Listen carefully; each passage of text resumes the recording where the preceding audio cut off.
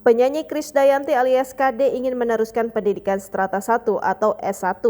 Meski usianya sudah setengah abad, namun ibunda dari Aurel Hermansyah ini mantap mau menjadi mahasiswa. Apalagi di waktu muda, Krisdayanti banyak menghabiskan waktu berkarir hingga belum sempat kuliah. Diketahui KD sudah pernah menduduki kursi dewan di Senayan, karirnya di dunia politik dan juga hiburan. Bahkan sampai sekarang ini masih suka manggung kendati sudah memiliki cucu.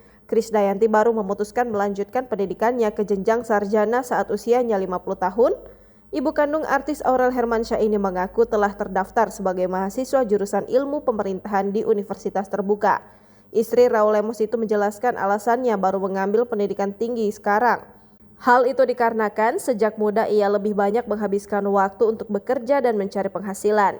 Karena jalan hidupnya yang padat akan kegiatan itulah, Krisdayanti mengaku belum sempat menempuh pendidikan di tingkat perguruan tinggi.